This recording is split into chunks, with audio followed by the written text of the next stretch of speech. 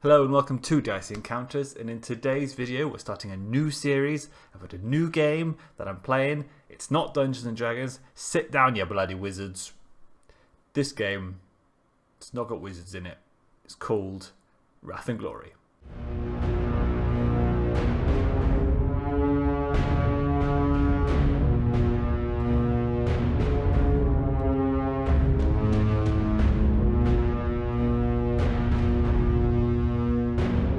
So today's video is about Wrath and Glory, which is the Warhammer 40,000 tabletop role-playing game.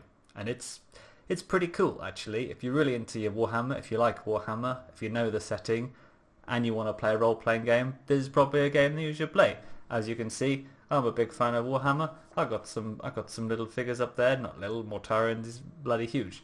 But I would consider myself to be a big Warhammer fan. In fact, the first role-playing game that I played was a Warhammer one. It was the old one, but this is a new one, and it's in some ways a lot better.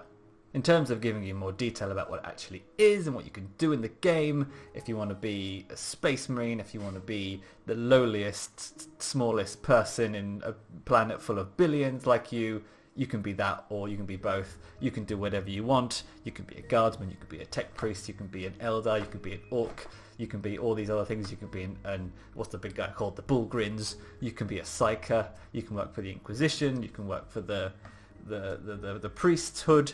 You can do pretty much everything you want in a 40k game. So how does it compare to a certain other game that you've probably most likely played because everyone else plays it? Well, I would say it compares in a very interesting way, especially as a GM. I like to focus on being the GM for this video because if you're interested in this game, you're probably going to be the person who's going to be GMing it. So if you're wanting to GM Wrath and Glory for the first time, here's some things that I think you should like to know.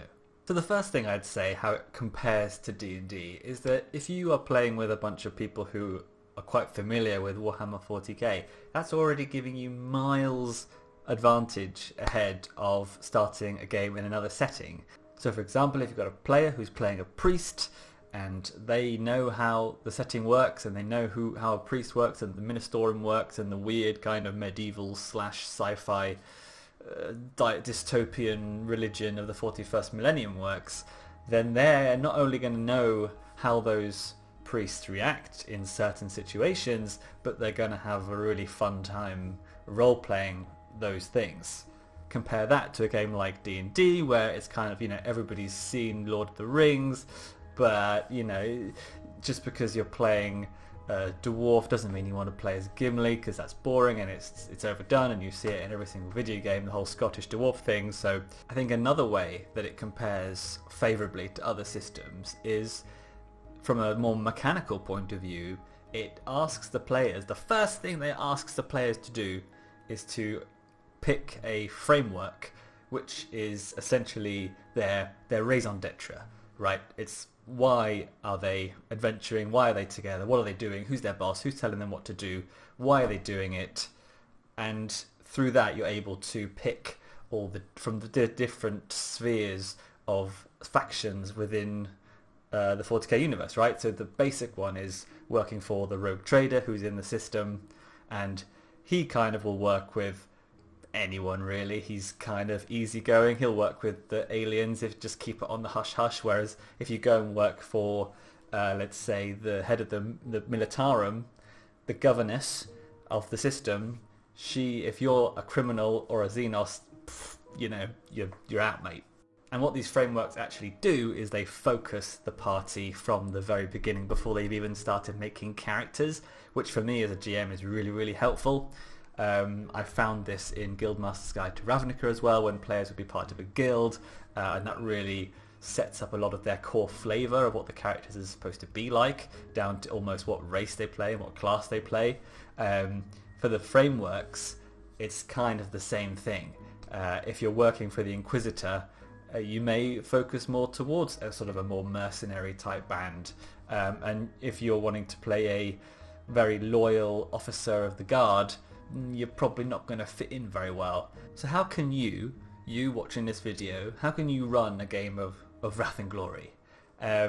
Sadly, there isn't that much resources compared to games like D&D because it's quite a niche game, but all you need is you can go online, you can get the free one-shot games. All you need is D6s. That's really easy. That's all you need there is you got the rule book, the free rules, you got the adventure, the free adventure.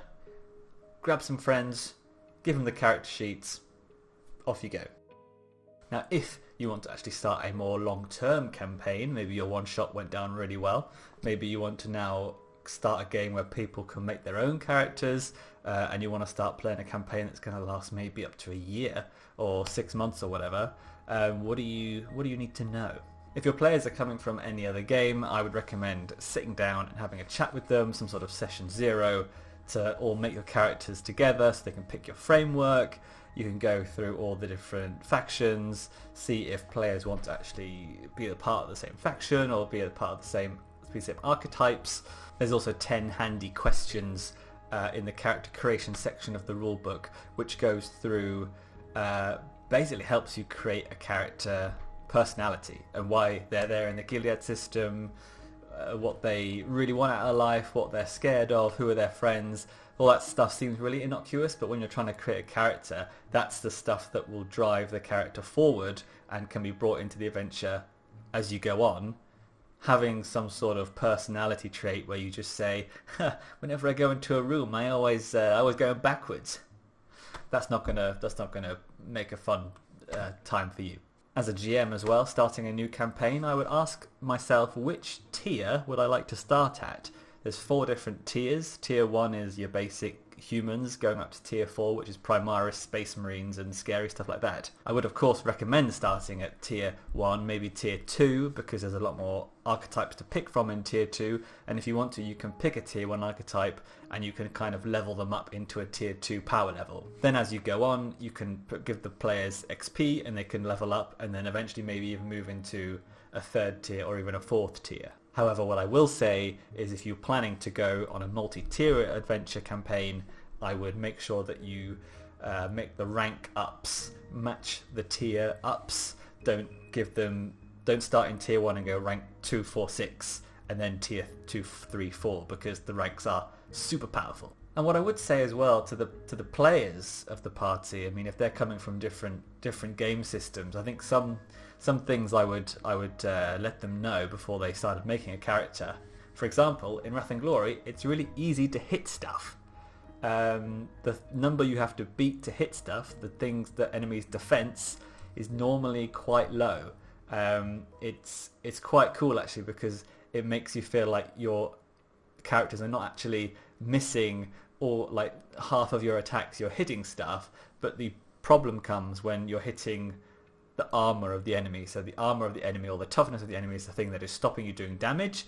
It's not because you just can't hit them. So when the players come to look at their characters, if they want to be somebody tough, I would say don't worry too much about the defense. I would say look at stuff like resilience, look at stuff like a stat called determination, which allows you to not get wounds, because in this game it feels pretty lethal. Like if you're taking damage, you're on a downward spiral to becoming less and less effective. And because the weapons do flat damage, as soon as you're coming up against big weapons like plasma guns and melter guns and all these sorts of things, they're doing flat 16, 17 damage plus bonus damage. If one of those things hits you, you poof. So remind the players, if maybe they've come off a D&D adventure where they've been level 13 and they've had 200 odd hit points, and every battle has been a pinata fest of just whacking and just never anyone ever dying.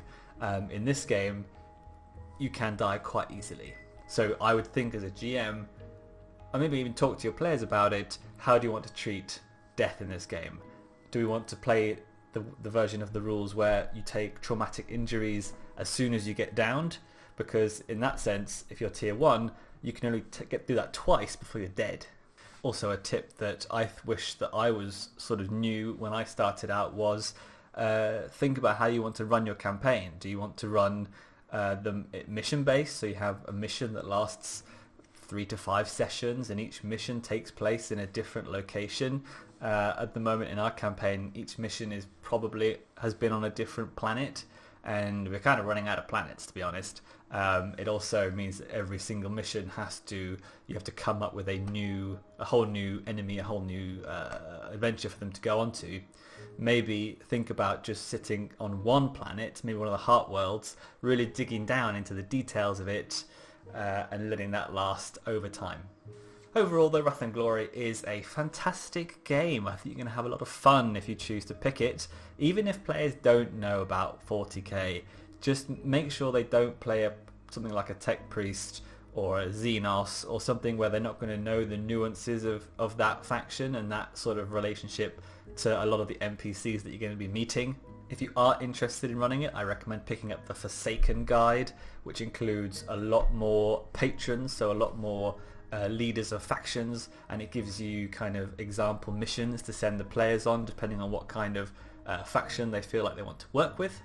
There's also a recently published adventure which is tier 1 and tier 2, which is guardsman based, which I've heard is very good. And personally, as someone who loves a bit of a little bit of Nurgle in my life, I've had a lot of fun running the Nurgle gross enemies and describing it to the players and them being really grossed out, and that's been great. Well, that's it. That's my video on Wrath and Glory for the GMs. Next time we're going to talk to the players. So GMs, get out of here. Get out of here. You go into the other room. I'm going to talk to the players about helping them create the best characters for Wrath and Glory. And as always, if you liked this video, head over to diceencounters.com to read some more blogs. Why don't you? Or you can watch the other videos on this channel. I've written some sort of short fiction based on 40k, which I think is all live on my blog. Yeah. Okay, I'll see you guys in the next video. Until then.